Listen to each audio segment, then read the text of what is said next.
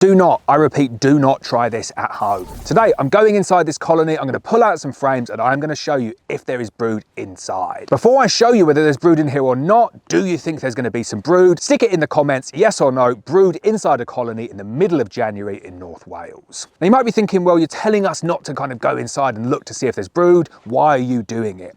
I'm doing it for that very specific reason. The most stupid thing that you can do is go into your colonies and start pulling out frames when it is the middle of winter. It might be sunny outside, it might be 12 degrees plus, but we are in the middle of winter and there is no benefit to going in, checking your colonies for any reason at this point in the year. However, some people like to do oxalic acid sublimation in January, and if you're doing anything with oxalic acid, it's far more effective if there's no brood inside.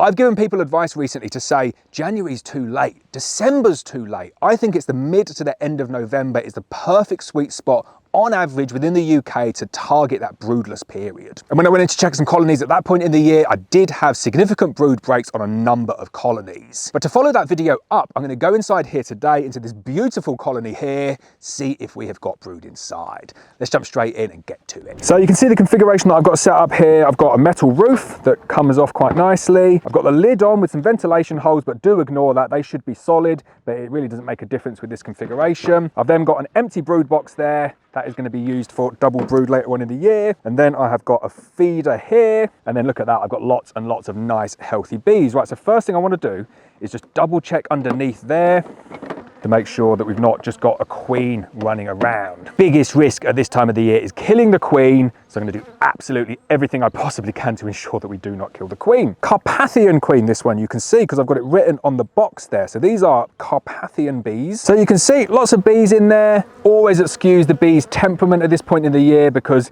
they do not want to be disturbed. Quick check underneath there to see if we can see the queen. Doesn't look like she's on there. So looking at the colony, we've got a nice cluster, pretty much covering all of the frames. Got bees in every single gap here. Little bit of a void there, but that is effectively a full brood box full of bees. I'm going to start over on this side. I think that's going to be the easiest way to get that first frame out. So super careful. I'm not even going to say if you're doing this at home, be super careful. Do not do this at home, full stop. No benefit whatsoever. Lots and lots of stores left. Very good to see. Double checking the queen is not on there. Nothing on that frame apart from stores and lots of very happy, healthy bees.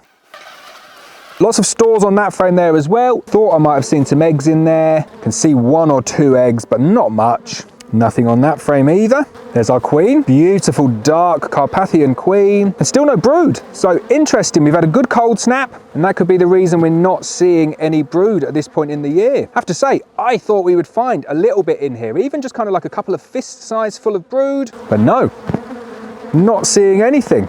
So putting everything back together again because there is no brood within this beehive here. So not what I was expecting to see. Normally, if I go in at this point of the year, I'm starting to see a little bit of brood, at least like a tiny bit, a couple of fist-sized patches of brood. That colony there, we went through every single frame, and apart from 1 or 2 eggs, I would say they are completely broodless.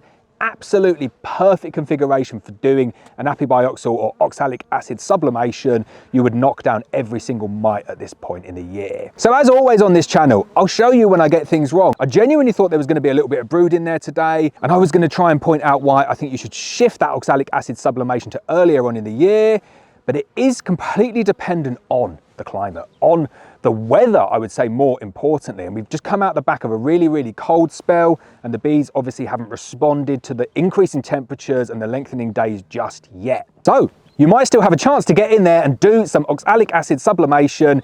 Do it before the bees start rearing brood and they will thank you in the spring.